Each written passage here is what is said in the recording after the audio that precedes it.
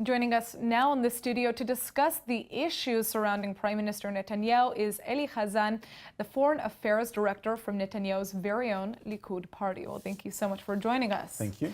All right, so, Netanyahu has seemed to keep much of a poker face throughout everything that's been going on over the course of the past couple of days. But would you say that he's feeling extra pressure? He has to deal with it, no doubt about it. I would not say extra pressure, but you have to deal with challenge, and that's what he did. I mean, that's what he's doing for last months, and it's not only that. I would like to mention that Netanyahu has been persecuted by the left wing since 1988, ever since he came back from the United Nations, and he had to deal with a lot of allegations that we know that for so many years has been as a false. Now, this is another one. So you're saying that these are all false allegations? No doubt about it. And but he did say that he accepted gifts from... It's not He said illegit. that. He said... Yeah, no doubt about it. We know that. It doesn't mean that it's illegit or illegal. And we know that. Now, moreover, I would like... Well, hundreds of thousands of shekels worth of gifts is not just a dinner. It's not dinner, on the town. I tell you what is my problem. Okay. I've been listening to a lot of MKs from the left wing for many months, which say we cannot beat Netanyahu in the election, therefore we are going to a different direction, and that is the direction. Now, they will have to prove it, and it's not easy. And besides that, don't forget, you read only the leftist Israeli media.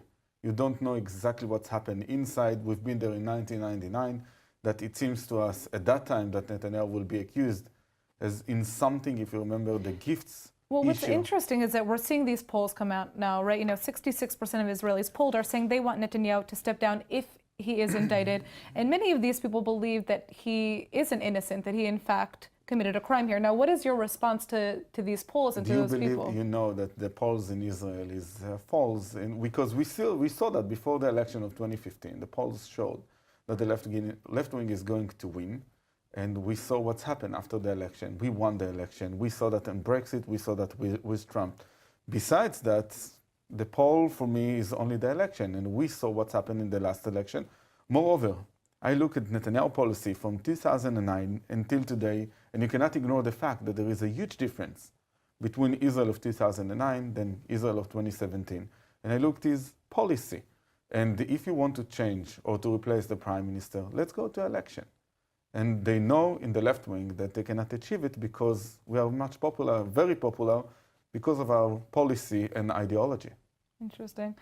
Now, let's talk about the investigation itself and kind of the trial. You're saying that the press has not been fair to the prime minister, but have the courts here and have the police been fair to the prime minister?